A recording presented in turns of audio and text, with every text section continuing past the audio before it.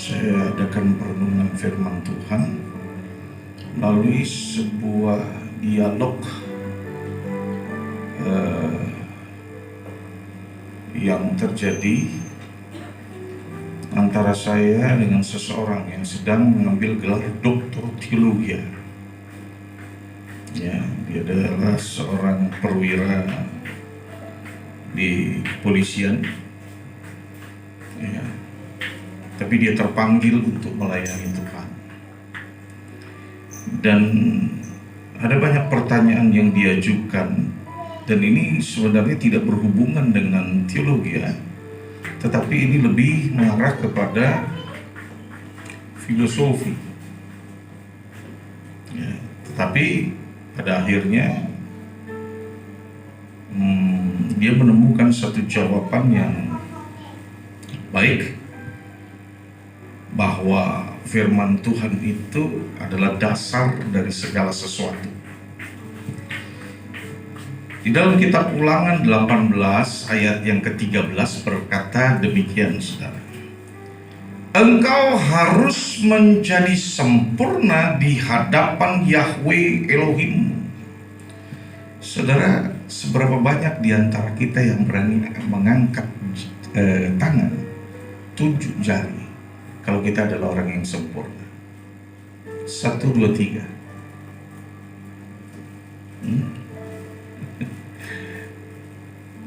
Gak ada yang berani kita, saudara. Gak ada yang berani. Kepintaranmu apakah itu membuat hidup menjadi sempurna? Enggak, saudara. Kebaikanmu yang ada pada dirimu, apakah itu membuat hidup menjadi sempurna? Enggak juga.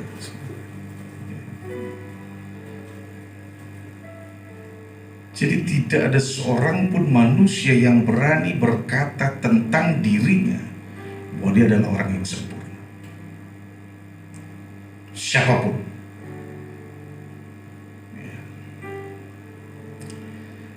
Sebagai satu pendahuluan begini, saudara. Ketika Tuhan jadikan manusia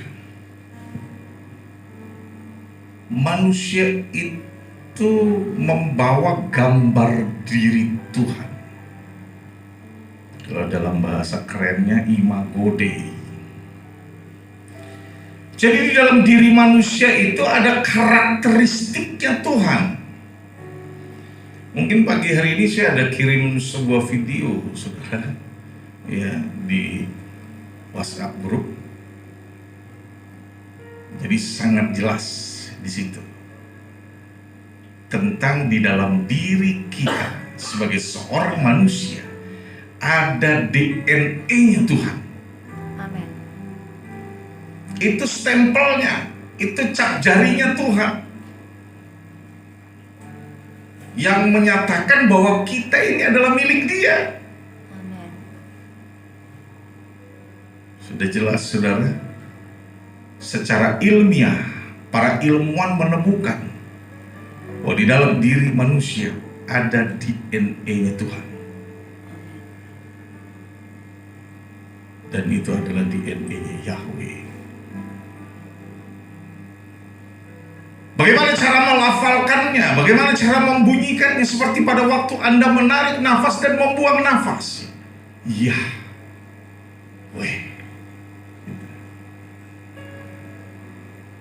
Kita gak bisa jadi sempurna tanpa ada keterlibatan Tuhan dalam hidup kita. Amin. Maka kita perlu Dia. Amin. Amin. Jadi planning Tuhan atas manusia itu adalah memberi mandat kepada manusia untuk menguasai bumi. Di dalam Kejadian 1 ayat 26, saudara, lalu Elohim berfirman, biarlah kita menjadikan manusia dalam citra dan rupa kita. Jadi ada kesamaan di sana antara pencipta dan yang diciptakan. Dan biarlah mereka, perhatikan baik di sini, berkuasa atas ikan di laut, atas burung di udara, atas ternak, dan atas seluruh bumi. Itu planning Tuhan. Dan atas segala binatang yang merayap di bumi. Jadi segala sesuatu yang ada di bumi ini sudah dimandatkan Tuhan kepada manusia untuk menguasainya. Amin. Dalam bahasa Ibrani itu radah olam.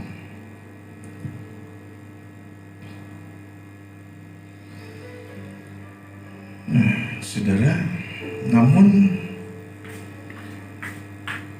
kita harus perhatikan dengan baik di sini.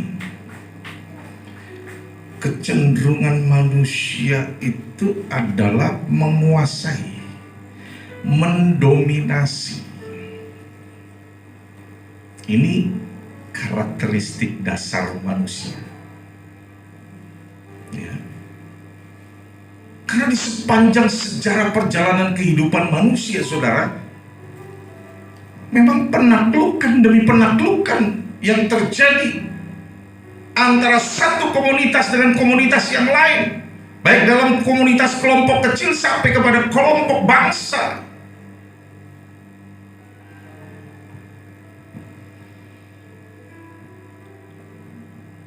Bahwa apapun dapat ditaklukkan oleh manusia. Karena memang Tuhan sudah memberikan mandat untuk menaklukkan.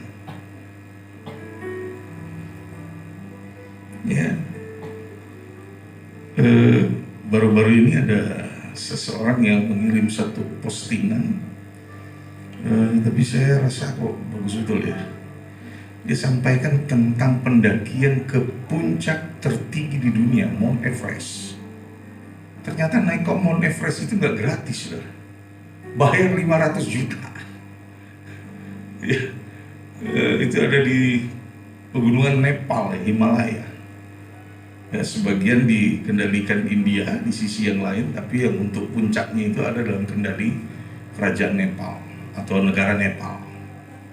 Ya, itu mesti bayar 500 juta untuk naik ke puncak. Bayar asuransi, bayar ini itu, ya, teken kontrak kalau mati nanti tidak ada tuntutan dan nanti akan diturunkan dari puncak ke bawah. Nah, itu membutuhkan dana kurang lebih 500 juta yang harus diadakan.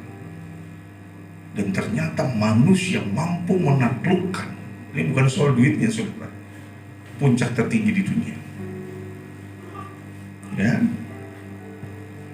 Apalagi banyak hal yang bisa ditaklukkan oleh manusia. Namun seringkali karena daya dominasinya begitu tinggi, saudara, ketika tidak atau belum tercapai maksudnya, seringkali terjadi tindakan destruktif, merusak.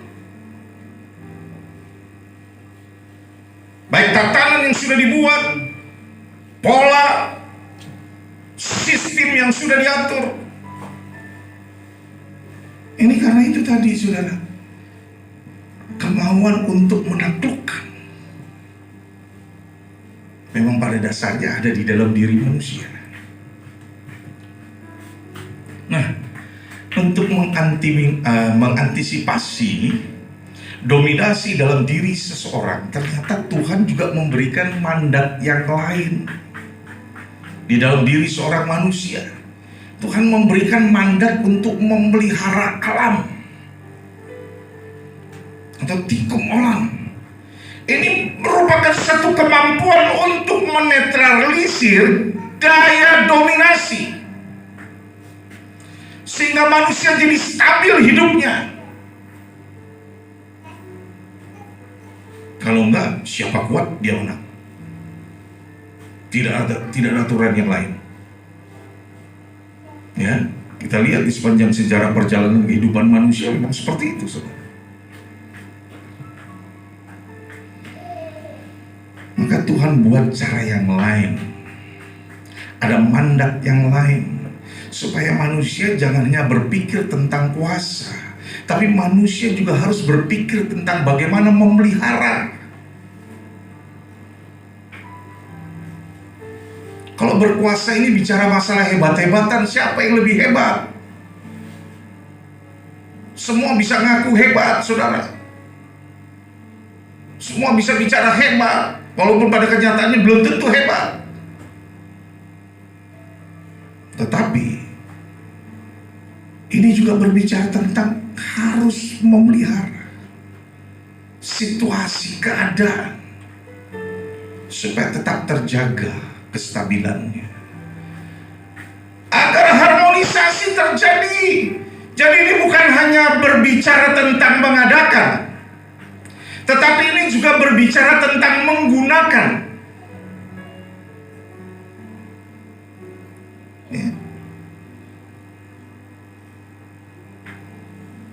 Mengadakan mudah, menggunakannya bagaimana? Bisakah kita bijak dalam menggunakan setelah kita mengadakan? Sumber daya berasal dari Tuhan, apapun itu, dan Tuhan sudah mengadakannya, dan itu sudah didelegasikan kepada kita untuk menggunakannya juga.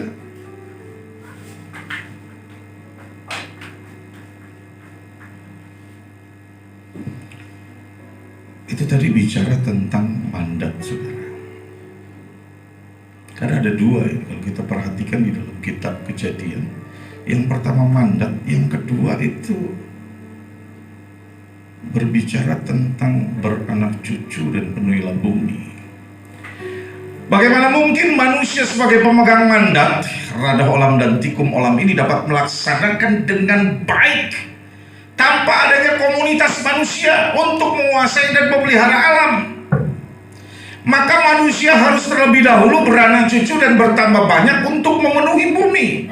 Dan ini berhubungan dengan perkawinan, saudara. Dalam Kejadian 1 ayat 28 berkata, Elohim memberkati mereka. Elohim berfirman kepada mereka, beranak cuculah dan bertambah banyaklah, penuhilah bumi dan taklukkanlah itu, berkuasalah atas ikan di laut dan atas burung di udara dan atas segala binatang yang merayap di bumi.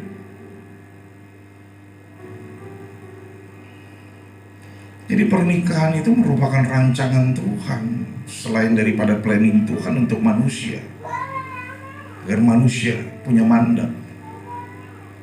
Dalam dua perkara tadi, ternyata ada hal yang lain yang Tuhan juga rencanakan, perkawinan. Maka jangan anggap sepele tentang perkawinan, saudara. Nilai-nilai yang Anda harus jaga.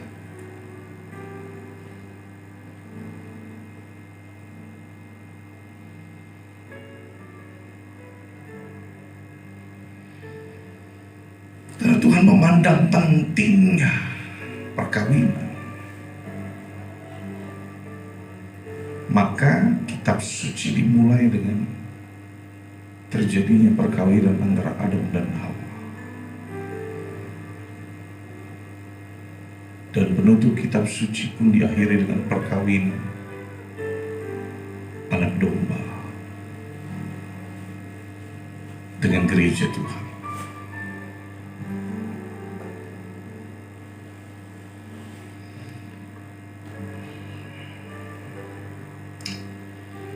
Manusia telah dimateraikan oleh Tuhan sebagai pemegang mandat untuk menjadi penguasa dan pemelihara alam. Kalau kita sadari itu, ada beberapa langkah yang mesti kita sadari untuk kita lakukan. Yang pertama, saudara, kita harus menjaga materai itu. Pertanyaannya, apakah materai dapat rusak? Atau siapa? Apakah yang dapat merusak materai itu? Saudara, pemberi materai itu Tuhan. Dan Tuhan tidak akan pernah merusak materai itu. Nggak akan pernah, saudara. Tetapi penerima materai itu, manusia itulah yang sering kali merusak materai itu. Ya. Saya diingatkan Tuhan dengan surat segel, saudara. Ya. Jadi ketika saya sebagai pemberi mandat membuat pernyataan, saudara, di atas segel dan di atas materai begitu. Kemudian saya menyerahkan kepada penerima mandat.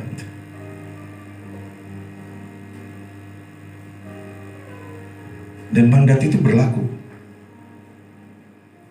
sesuai dengan apa yang tertera tertulis di dalamnya. Tapi masalah mau berlanjut atau dibatalkan, itu sebenarnya yang punya peranan penting adalah penerima. Kalau dia mau robek surat itu bisa. Dia mau buang itu surat bisa. Dia mau sembunyikan atau dia tidak mau pergunakan bisa.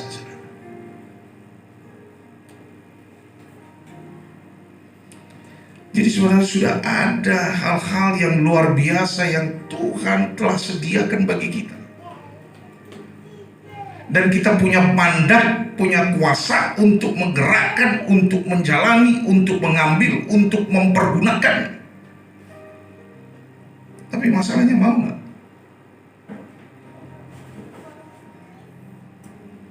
Atau kita mengabaikan materi itu?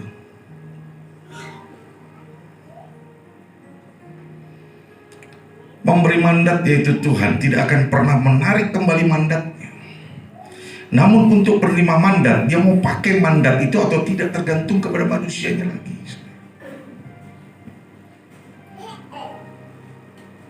Dia mau pakai, dia mau pergunakan.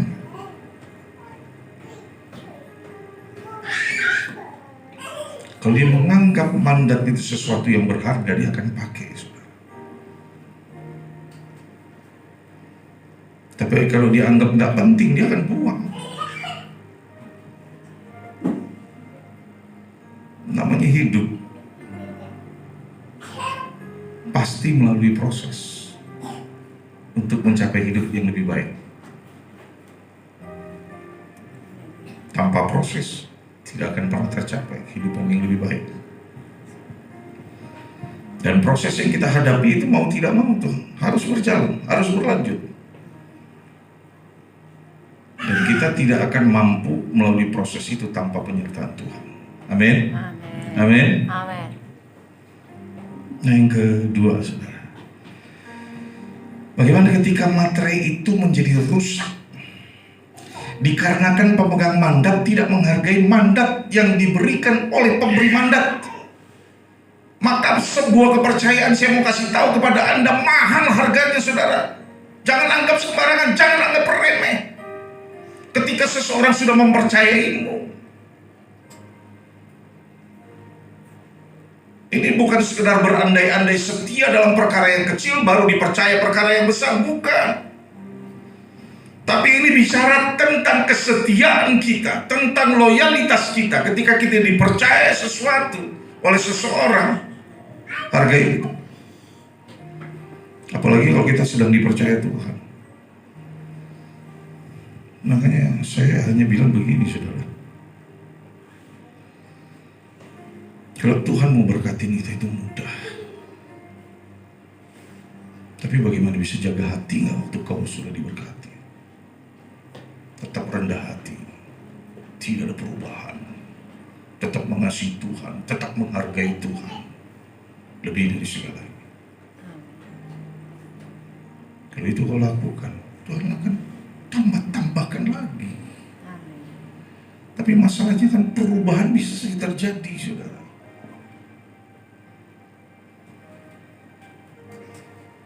Maka kenapa kita terus ada dalam proses belajar sampai jadi sempurna? Tuhan yang mengajari kita. Saudara, di sepanjang zaman perbaikan materai terus dilakukan, terus menerus secara berkesinambungan, agar materainya itu tetap ada dalam keadaan baik, tidak rusak. Melalui berbagai cara orang buat lakukan perbuatan-perbuatan baik. Orang lakukan segala hal, saudara, untuk dia bisa menampilkan yang terbaik tentang dirinya, tentang hidupnya di hadapan Tuhan. Termasuk ya melalui firman Tuhan, saudara, di dalam perayaan Yom Kippur atau The Day atau Hari Raya Pendamaian ini. Saudara, bangsa Israel tanggal 10 Tisri atau 11 sampai 12 kemarin itu mereka mengadakan perayaan Yom Kippur, hari raya pendamaian. Ya, setelah prosesi selesai, saya tidak akan mengupas tentang itu di sini. Setelah prosesi selesai, mereka akan mengucapkan kata-kata begini, saudara.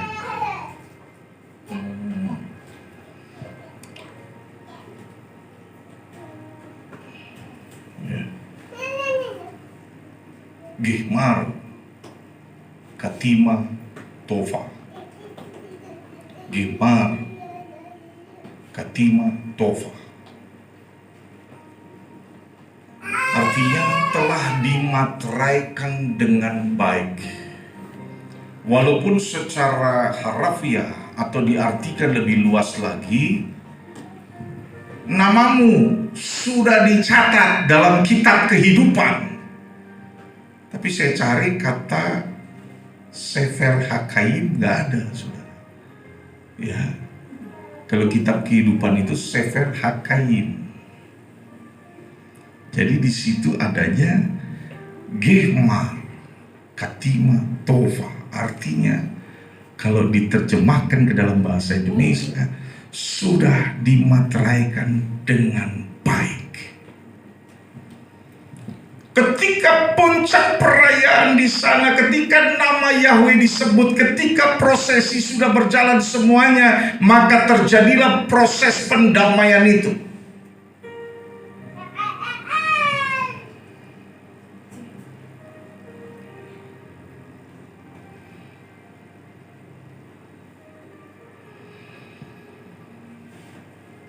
Efesus 9 ayat 12 berkata, karena anugerah kamu telah diselamatkan oleh iman, dan itu bukan usahamu, tetapi pemberian Elohim. Itu bukan karena perbuatan-perbuatan, sehingga tidak seorang pun dapat memegahkan diri. Jadi manusia dibenarkan bukan karena perbuatan-perbuatannya, tetapi manusia dibenarkan oleh karena anugerah Tuhan. Firman Tuhan mencatat demikian. Jadi jangan ada seorang pun di antara Anda dan saya memegahkan diri kalau kita diselamatkan hasil perjuangan kita. Kalau kita dapat mencapai seperti apa yang telah kita capai hari ini, itu karena perjuangan kita sendiri tanpa ada keterlibatan Tuhan. Jangan, saudara. Jangan ada seorang pun yang memegahkan diri. Semuanya karena anugerah Tuhan. Amin. Semuanya karena pemberian yang luar biasa dari Tuhan bagi kita. Amen.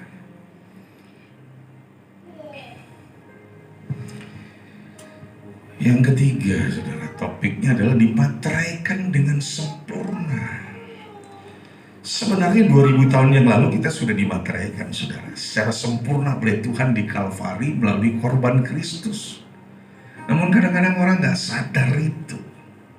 Di dalam Ibrani 9 ayat 12 berkata, bahkan dia telah masuk satu kali untuk selama-lamanya ke dalam ruang maha kudus, tidak dengan membawa darah domba jantan atau darah anak lembu, melainkan dengan membawa darahnya sendiri untuk menjamin penebusan kekal bagi kita.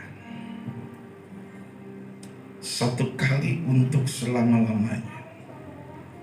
Penebusan kekal, bukan dengan darah binatang, tapi Yesus pada waktu dia datang menghampiri Bapa, masuk ke dalam ruang maha kudus, dia datang dengan membawa darahnya sendiri,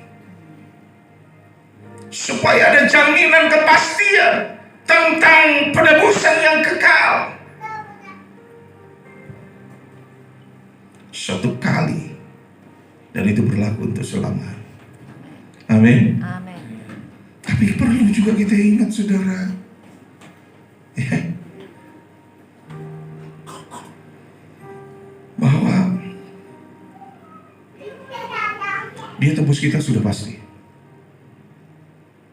Ya. Kita terima pengampunan dosa sudah pasti. Ya. Tapi masalahnya adalah di sini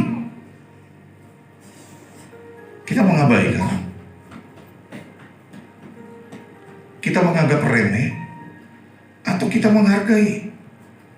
dan kita hidup di dalamnya. Itu juga sesuatu yang penting saudara untuk diperhatikan. Jadi bukan serta-merta ketika Yesus sudah menyatakan diri dengan membawa darahnya menghampiri Bapa, saudara, dan dia memberi jaminan penebusan kekal, kemudian kita buat dosa seenaknya. Nggak bisa, saudara.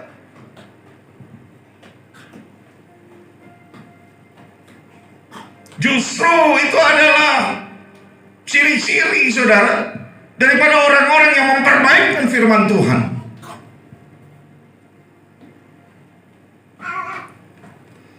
Bisa saja manusia di dalam kelemahannya jatuh ke dalam dosa, tetapi jangan jatuh bangun. Jatuh satu kali dan jangan jatuh lagi, bangkit. Amin. Dan Tuhan akan melupakan apapun yang pernah kau lakukan. Tuhan lupakan, tetapi jangan lakukan lagi. Apalagi sampai berulang. Itu doyan namanya, saudara. Dan jangan mengambil ayat ini menjadi satu landasan pembenaran. Sekali selamat, tetap selamat. Dasarnya mesti jelas dulu.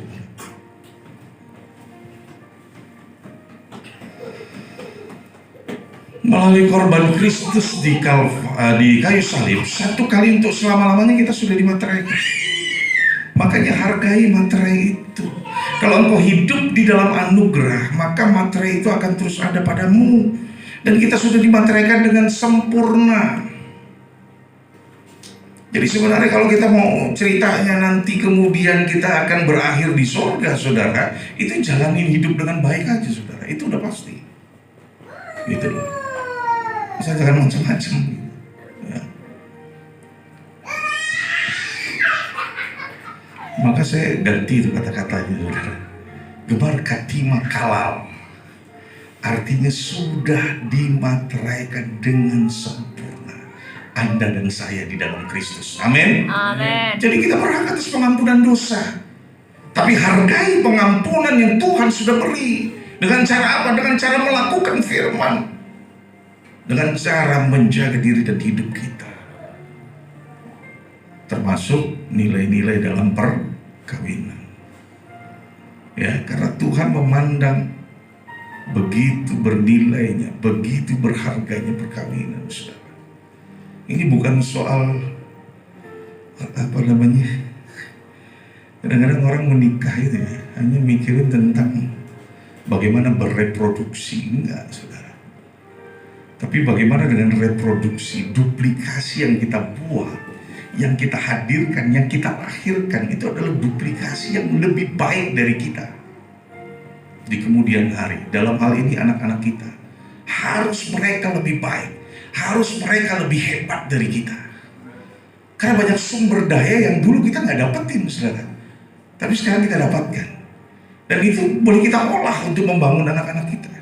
Dan kemudian anak-anak kita makin banyak lagi sumber daya yang dia terima, saudara. Dia akan terus berlanjut membangun generasi-generasi selanjutnya lebih baik dari generasi sebelumnya.